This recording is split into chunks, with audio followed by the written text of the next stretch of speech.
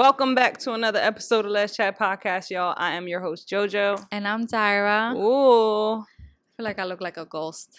I don't know. I can't tell. Hopefully the video even looks clear. Yeah.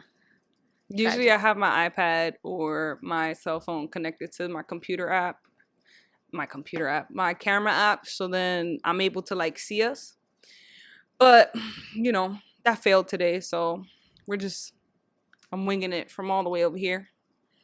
But what's popping, y'all? It's been like 3 weeks or 4 weeks. Who knows? We don't even know. We lost count at this point. Tragic. Busy bees. We say this all the time, but I'm just not saying it anymore. No, I don't even know if it would be considered a bi-weekly podcast anymore. I feel like we're kind of just like our friends Stephanie and Travis, where they kind of just record randomly, a little pop-up. Well, to be clear, we didn't record last week because she left for Colombia. But yeah, I went to Colombia with my sister and 2 friends. As you guys know, I've said before, my sister has an Airbnb over there. So all we really have to pay for is our flight and then like the money that we spend there.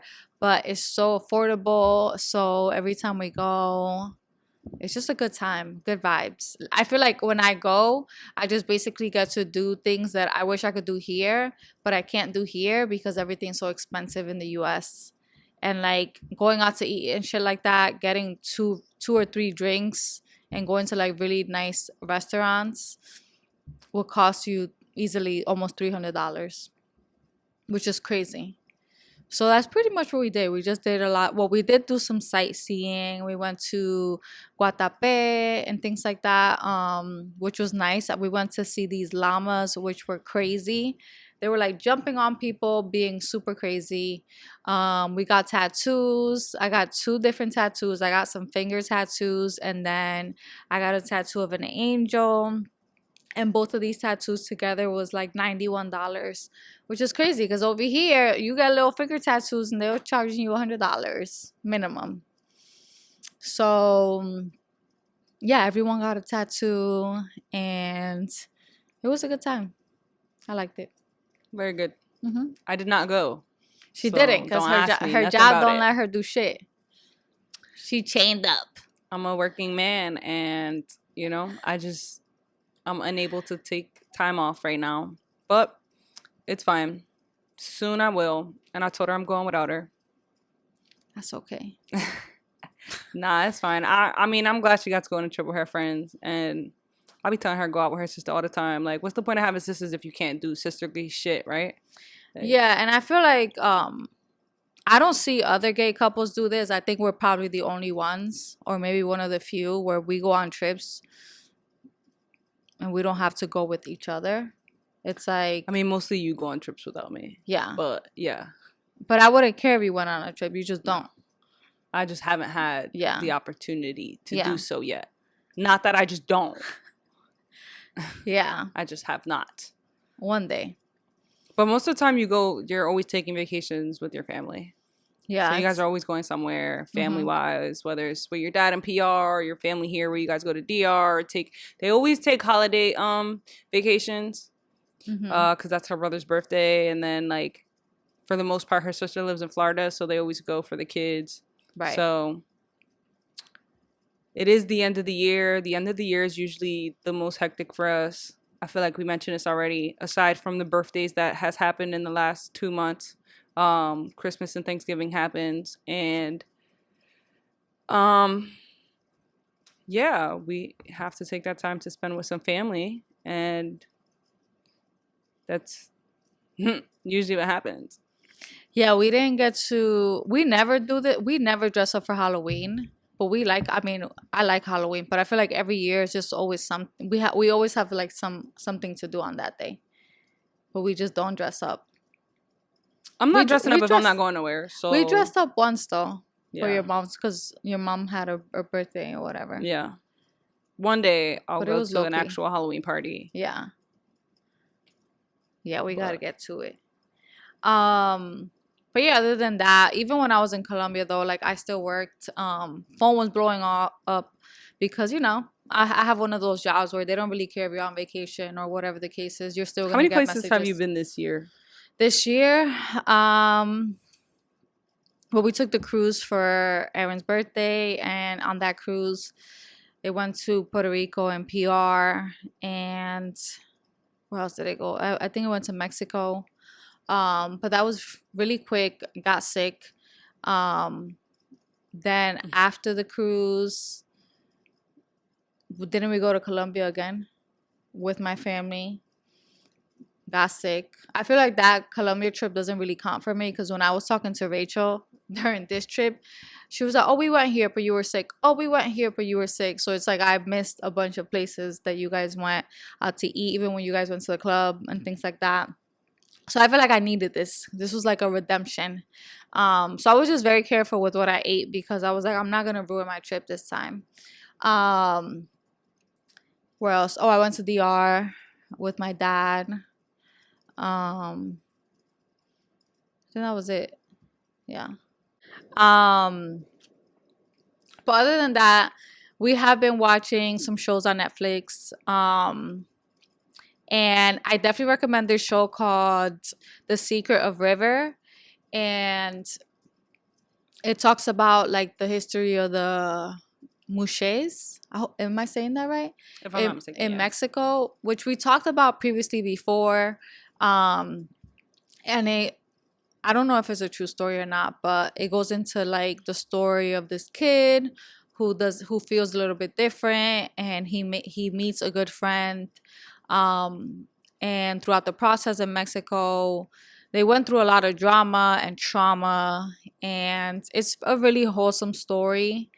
And it's in Spanish, but obviously they also have it in English, but it's really, really good.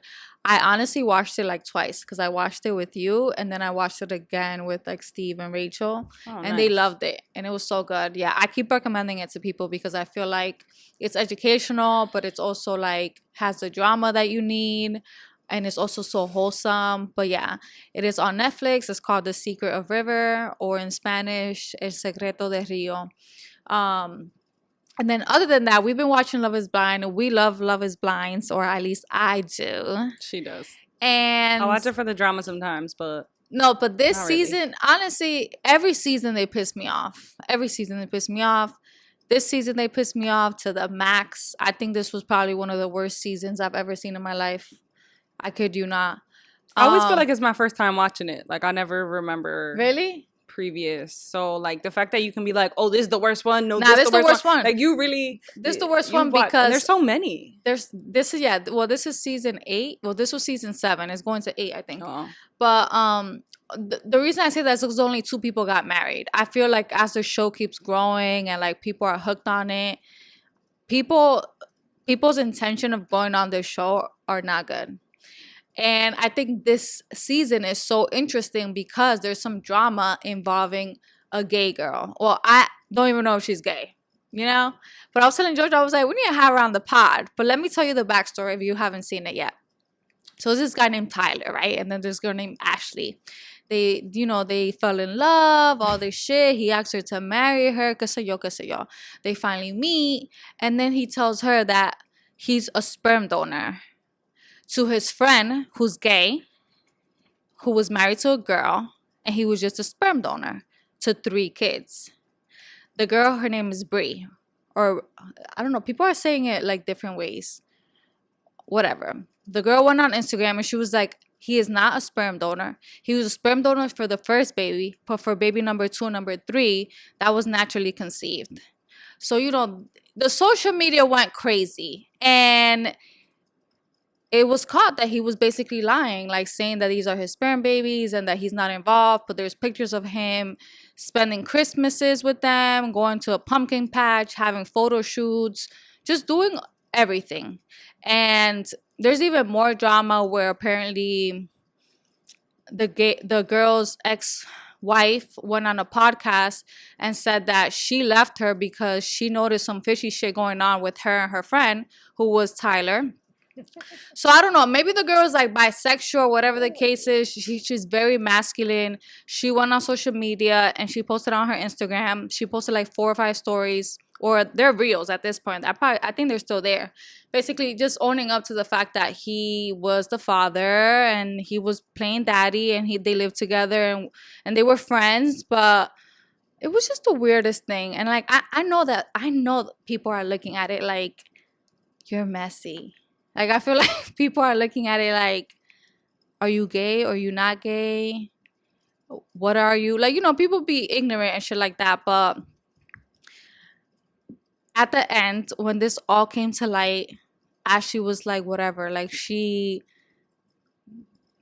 like basically just, I don't know, like she kind of just had his back and was just kind of like, I'm gonna stick beside him no matter what. And I think the biggest problem here is you lied about he lied about multiple things, right? He lied about having kids. He lied about, she asked him, do the kids know how you look? He said, I don't think so. There's literally pictures of you and videos of you with these kids. But okay.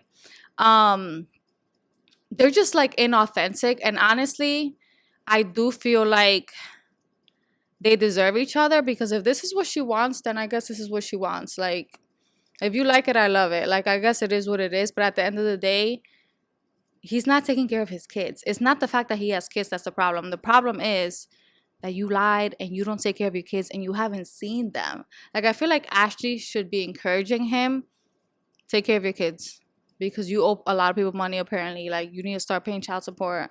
Like, weird. Yeah, but what makes you believe one over the other?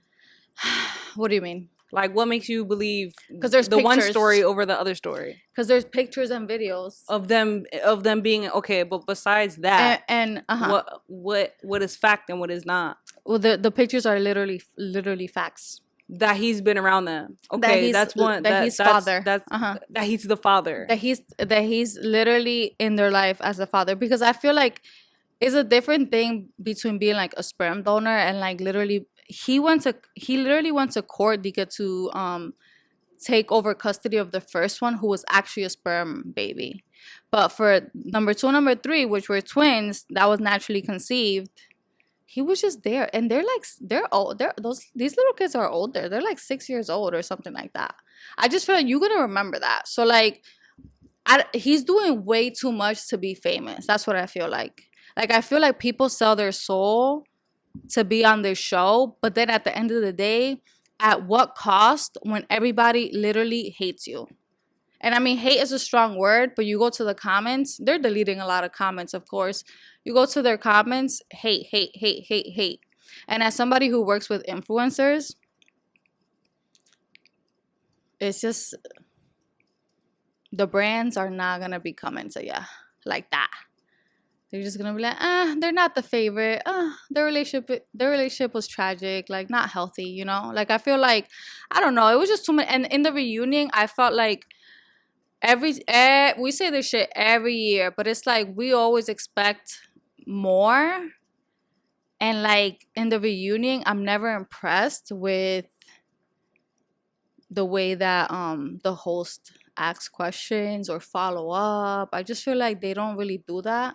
They kind of just like nothing ever happened. Like, it's just like they just throw corny jokes here and there, and it is what it is.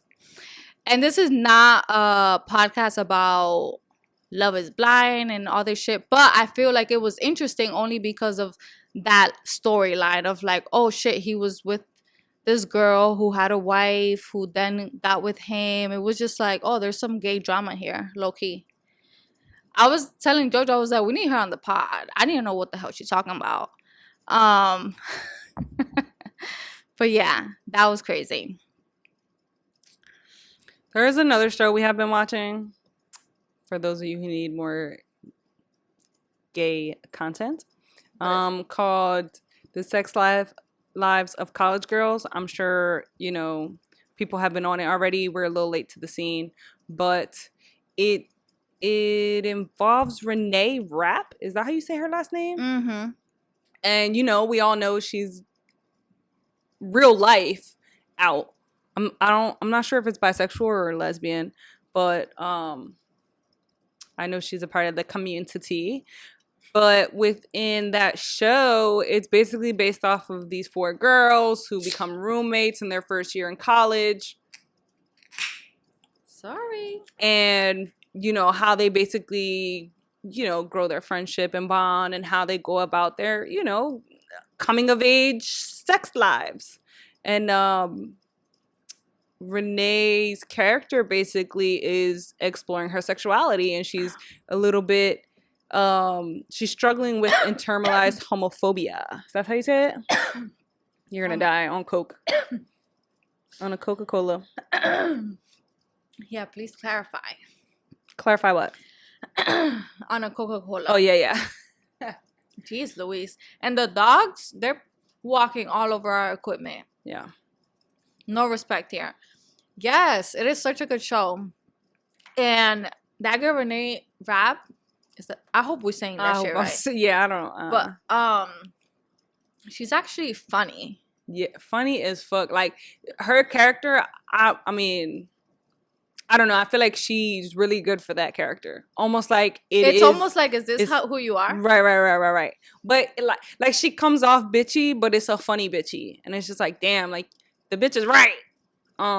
So far we've like been fucking how you say it, binge watching it, because it's just so good. And I'm just like wow, you don't get much of these when it comes to like the female aspect of it, you know, the woman aspect of what college is like, and what it's like taking on your sexuality, or you know, how you're navigating sex, period, you know. Right. And I feel like I don't watch too many shows. Like, I feel like, you know, reality TV, of course, here and there. I'm more of like a documentary. Like, just put some shit on. No, but I feel like you do like reality TV. Anything but Love is Blind. Yeah, Perfect Match, things like that. Toxic. But this was like actually a good show, and it kind of made me jealous. Jealous of what? That I didn't have that college gay experience. Like, I was like, damn, I could have been living my best, and I was fucking around with guys. Like, that was your best. That was not my best. Like, that was not my best. So how do you think that would have been different, though?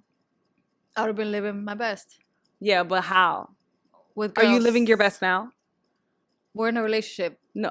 Okay. Okay, so it's not your best.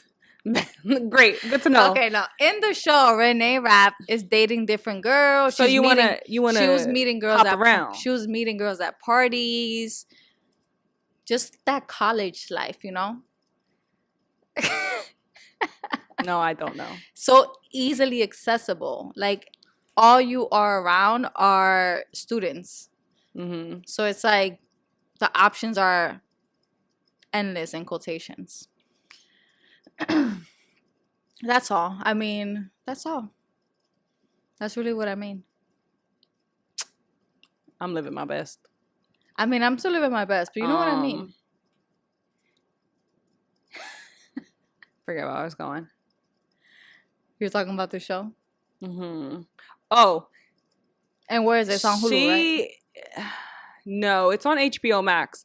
But one thing about her is she don't watch shit. We can sit down. We can put a movie on. Like, I actually like watching TV when I actually have the chance to do so.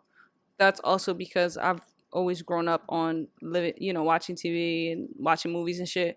But I don't watch just anything. Like, I can't sit down and watch documentaries for hours at a time.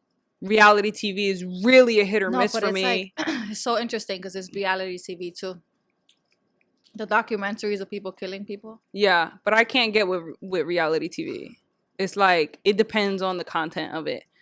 I like fictional things. Okay. That's how you say it, right? Fictional is fake? Mm-hmm. Okay, yeah, because I like, give me the storyline we'll never get in real life, Like, I like feeding into fantasy. And I feel like watching series does that for me. Mm-hmm. Especially when it comes to relationships more so. So, I put it on because I had been seeing it on TikTok, and I was like, let me just watch it. Like, she just sits on the couch usually on her phone, but I'm like, if it captures her, it captures her.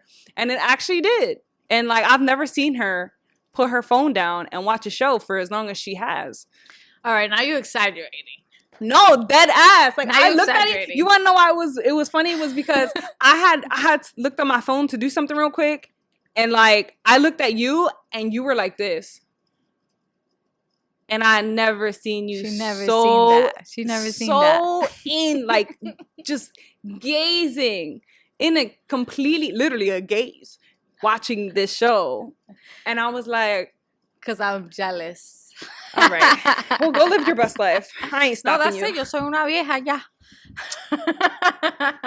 No, I was actually all right. So I was watching a podcast today.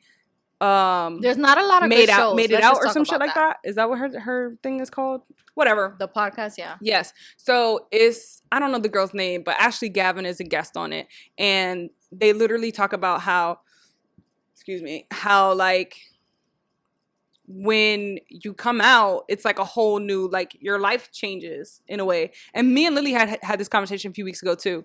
Was like when you are growing up and you're in this, I guess so to say, straight heteronormative mindset, you think, okay, grow up, job, husband, babies, blah blah blah, right? Mm-hmm. When you come out, it's like the beginning of that all over again, where when you're in that phase of exploring and figuring out your sexuality, you kind of scratch all that.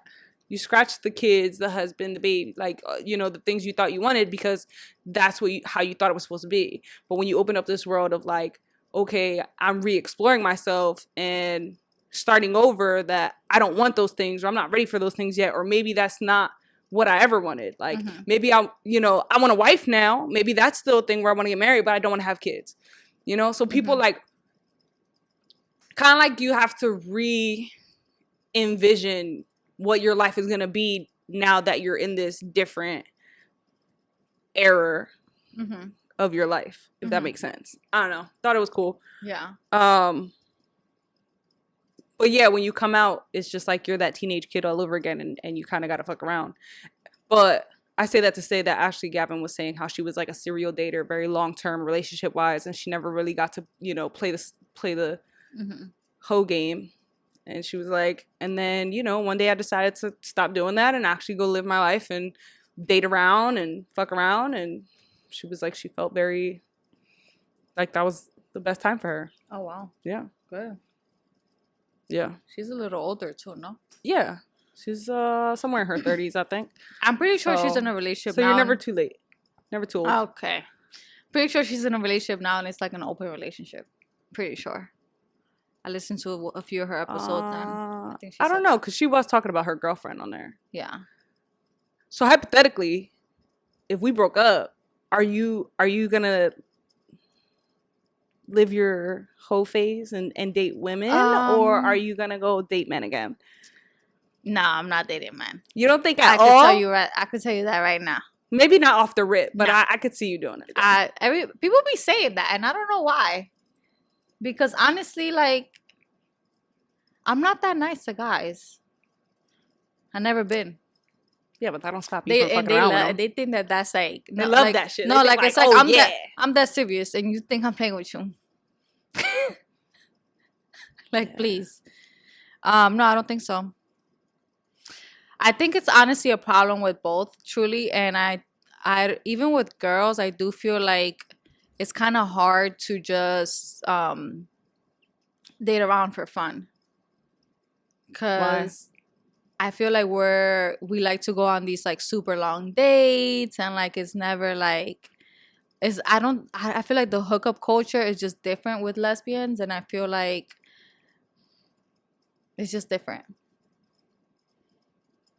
I don't think there's like a such thing as like hookups. And then I feel like if there are, I feel like sometimes it doesn't end on good terms. People end up being crazy. They end up being hooked. It's like, what's happening? Type shit. From what I've heard. I don't know. No sé. I put up a quick Q&A. I wonder if there's any more. I don't know. I mentioned last time, or somebody mentioned that they wanted us to do a Q&A.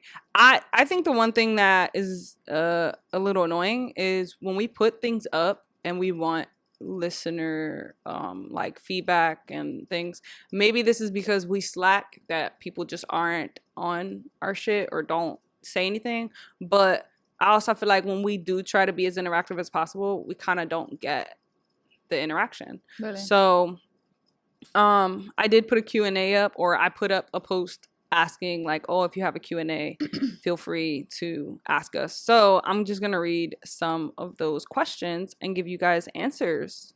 What's each of your pet peeves against the other one? You could go first. My pet peeve of I know her. she has a list. Go ahead. A list. It's so long I can't even remember. Oh my gosh. I'm kidding. I would have to say that it would be her and her phone. If I could break her phone, I would do it. Whoa. Really? Yeah.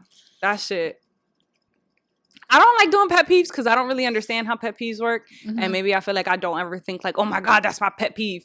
But I can honestly say, yeah, your phone. I feel like on my phone, I don't know what you think I'll be doing. I don't even think that it's off the fact of what I think you be doing. I don't it's even just, be I don't be on social media much, like that. It gets too much attention. I be editing. Screen time is crazy. I be editing stuff.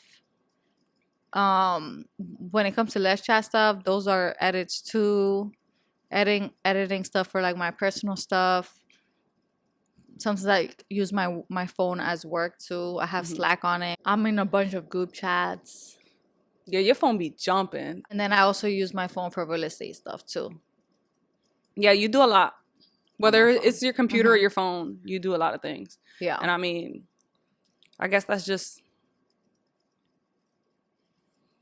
because of all the things that you have, but I really wonder, like, on some real shit, I really wonder how content creators and like couples and shit like that deal with that.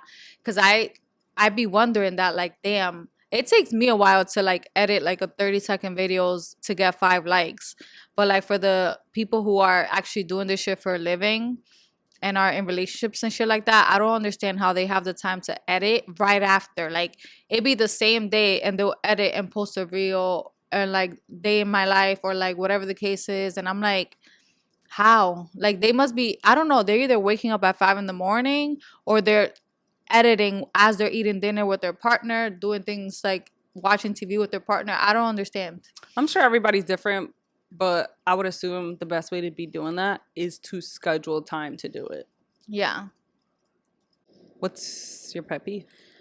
I wouldn't say it's a pet peeve, but like, you have a lot of laundry. Mm-hmm. It's crazy. We're doing laundry like every day.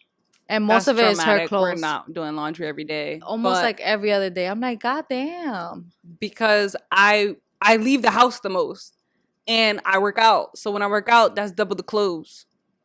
So usually most of my shit is like underwear, socks, and tank tops because that's what I wear the most of. Mm-hmm. But if I work out, I'm wearing double the clothes for the day. So it's a lot of laundry, but like, I hate that shit too. But what can I do? I gotta wear my clothes. Yeah. And like, you're working from home, so you're wearing the same shit all day. Yeah. And then that's it. Yeah. So, but we not doing it every other day. Yes, we are, bro. No, we're not. What's the most awkward thing that has happened on a date between y'all? Maybe like a disagreement or like an argument or something. When you argue and then you're trying to eat dinner, but you can't because you just argued, so now the vibes are weird. I'm still gonna eat. Same. But now it's a very quiet meal. Literally. Or the drive back home. Oh my God. All right. What's the biggest challenge y'all faced when y'all moved in together? I think when you got the dog. Why? Because he was sick? Because I feel like it just wasn't like a mutual, like it wasn't like we didn't really think about it, number one. Especially me, being as I've never had a dog. I feel like I need to sit down and watch YouTube videos as to like the pros and cons about having a dog, all the fees. Like, I was watching a video today and it was a girl saying, do not get a dog in your 20s.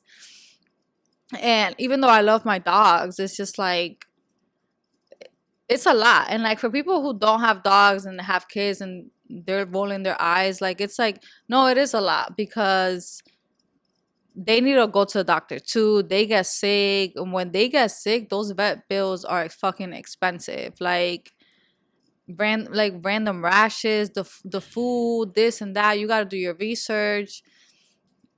But I feel like when you got that dog, it was kind of, you did that like on a whim. It was like on a very like, oh, you're selling it? Oh, this is cheap. Oh, let's just get it. And then I feel like I was just kind of like, I don't know about that. Like, we just didn't agree to that. And then it brought more issues because it was a sick dog. I'm like, hey, look at this. That's why she don't like Milo. I like him, but he just... But when we was talking about getting Bruno, she was like, yeah. And we got him literally the day of. No, but it was a dog that I always said, if I get a dog, I would want this type of dog. How do you know? He could have been the worst dog ever compared to him. Because I did my research on that type of dog. You gotta do your research on the specific type of dog that you have. That should not be right. It do. Why can't you just say, yeah, you know, that was a wild I love decision. Bruno, and I'm glad we got him. I wanted him just as much as I wanted Milo. Mm-hmm. And we talked about getting Milo too. They both were on the fly, realistically, but at that time you had already knew what it was like to have a dog. And the only reason why I feel like you really were okay with getting Bruno was because he was technically your dream dog. Mm-hmm. But the only problem with Milo is that we didn't know he had a sensitive stomach. That was a little stressful. I think it was stressful because it was also it wasn't a newborn. That was the other thing. It wasn't a newborn dog. It was like, oh, this dog is coming from 2 different homes. Why everybody keep handing him out? Oh, because he's sick. And we were like, what the fuck? Then we had to figure that out and we had to work with him. But like, it wasn't easy. And that's why those 2 other families was like, I can't with this dog type shit. Feel me? It was just like a lot. It was just honestly too much to have like your dog for the first time. I feel like the experience was tragic. I guess the biggest challenge that I feel like all of it, just living together. You never lived with anybody, that's a challenge on its own. If you never live with a partner outside of living home with family, it's a challenge because now you have to see how one another goes about sharing space. I think shit like how you eat and how, you go about your daily routines and how you are about being on, top of chores and cleanliness and even coming to a compromise of how you want your space to look, what type of energy you want in your space. Like all that is a challenge. So it's a lot of compromising, I guess, so to say. Do you feel like people, this is kind of like a side thing. Do you feel like people need to live together to kind of know who they're dating? I had seen this TikTok of this guy saying like, I'm not living with you unless like we're married type shit. Like I don't need to live with you to know that I want to be with you. And in the comments, people were like agreeing with him, saying like, you could always sleep over, you could always spend the weekend, things like that. You guys can, take trips together and things like that. But I do feel like trips are different. That's a different type of energy and person you're getting because you guys are in a new area and low-key like you're here to have fun. But I feel like living together is different, and like even spending the night or the weekend is different too, because it's just 1 or 2 nights. It's really not, it's not much, I would say. So I don't know, I didn't really agree with that video, but I saw where they were coming from. So what's the question? Like, do you feel like people need to live together to like know who they're with? I feel like yes and no, because I guess that really depends on the person and the type of person that you're dating to know how they are, because sometimes how else are you to know how they are in their living spaces if they're not sharing it? It could be good and bad, but I don't think you have to live with someone to know like that's who you want to be with. I think you do. Well, we could have different opinions. Yeah. Do y'all fart in front of each other or around each other? Not purposely. So I guess we not real, huh? I guess. Friends with benefits, pros and cons. Well, what do they mean? Say it again. Friends with benefits, pros and cons. Oh, that's just like a question? Pros and cons of having a friends with benefit? What do you think? The conveniency. Yeah. I think of having the friend and then having the benefit, you don't got to go too far. Sometimes there's a little comfort in having those benefits with someone you kind of also have, friendship with, I guess, so to say, or a bond. Con, I would say, depending on really level of the friendship. I guess just the fear of losing the friendship if, you know, one person has more expectation than the other for what the benefits could turn into. Like if you're messing with someone who eventually wants more and then, you know, the other doesn't want that more, now how does that friendship look? Some people can't handle to go back to being friends and some can. So it really just depends. Yeah, I agree. What haven't y'all done? Oh, why haven't y'all done a meet and greet for singles? Oh, why haven't we? Yeah, I don't know. Because nobody will show up. Yeah, I don't know who y'all think we are, but like in certain environments or certain events, we have been very lucky to meet a lot of people, and we love that. But I feel like when we do things, it's not always the biggest, you know, turnout. Mm-hmm. People don't be rushing to come see us or nothing. We ain't nobody. All right, last one. When y'all finna have me as a guest on the pod? Whenever, but we haven't really had so many guests just because the virtual thing wasn't really working due to like the technical difficulties, and we just felt like at times the audio wasn't the best.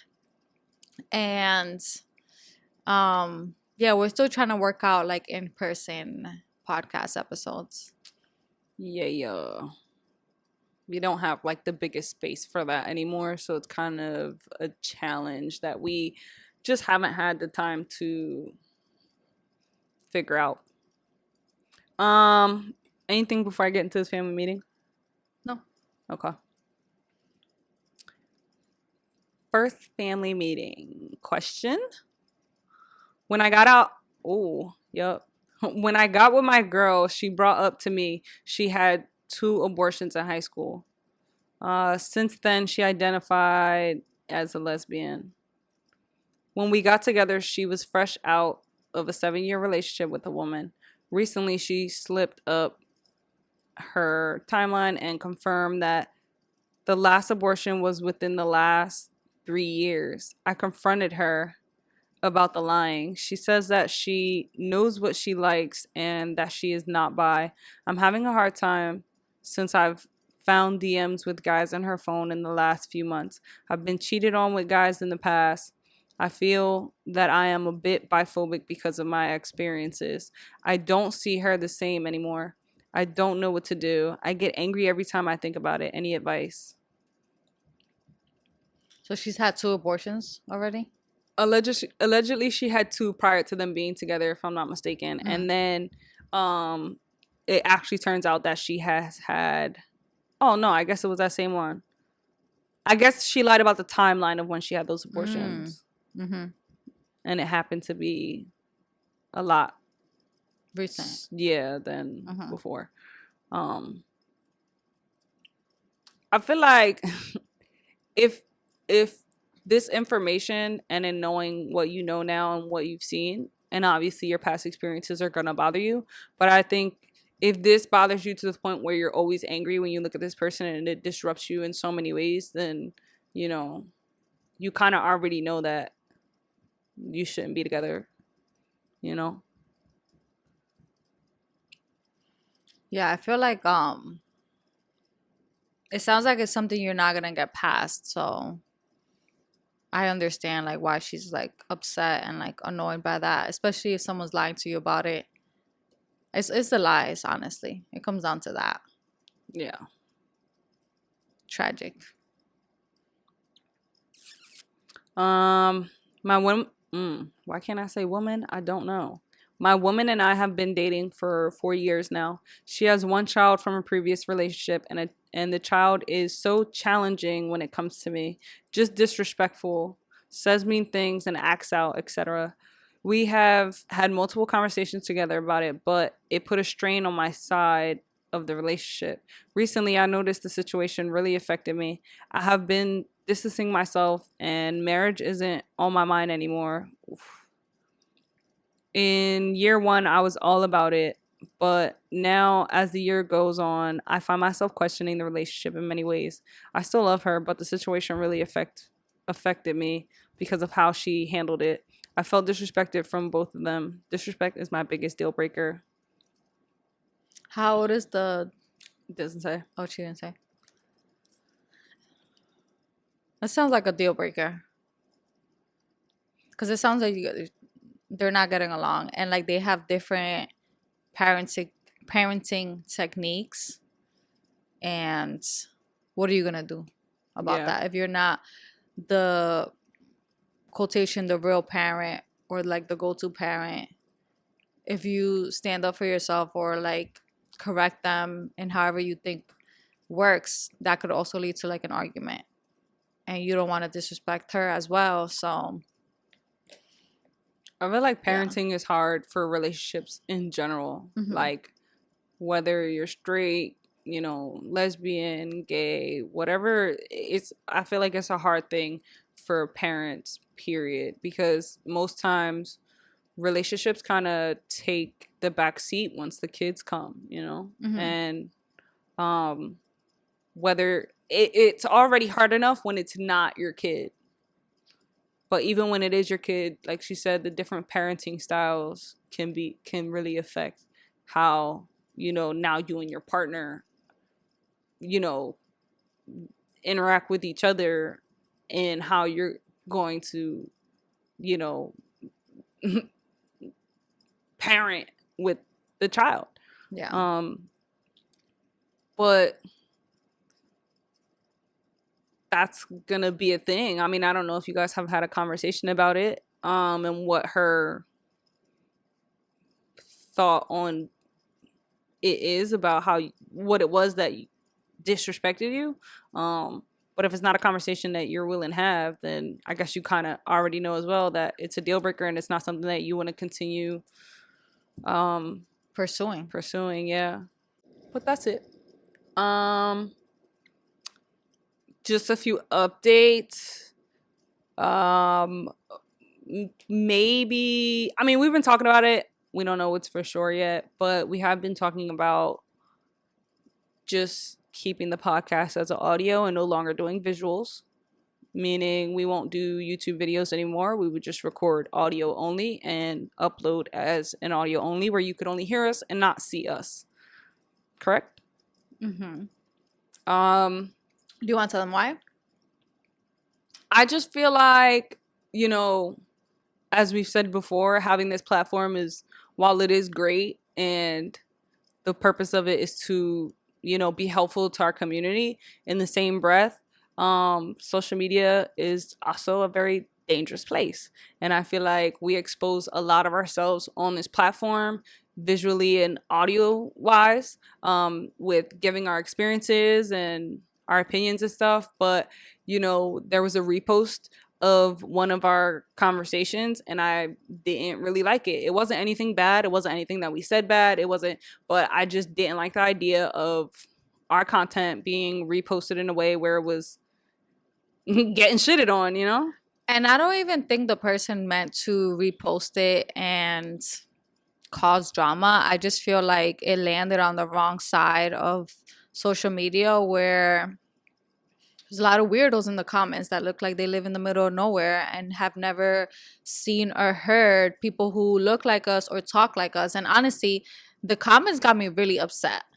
And it wasn't even anything crazy, but I was just like, don't say that. Don't talk about us like that. Don't say, oh, just to give you guys an example, I was talking to my sister about it and she got pissed for me. Because you know how my sister is. She was like, go find the video. I'm going to comment. And I tried. I couldn't even find it anymore. But like, they were talking about our appearance and then like the way we talk. And like, you're masculine, but I don't even feel like you're that. People could tell you're a girl. And I just feel like the comments wasn't passing the vibe check. And I didn't like that. Yeah. I clearly have an accent. That was like another thing that was an issue. But like little things like that, it discourages us to keep going, because it's like we're not putting ourselves out there for people to talk shit. We're not clout chasing. We're literally just talking about our relationship and being as real as we can be, and also talking about LGBTQ topics. and that's it. And it seems like it's hard for people who, like, obviously this content is not for you. It wasn't made for you if you cannot relate, you know? Right. So keep on scrolling. So it's like, it seems to be hard for people to just bypass the things that aren't for them.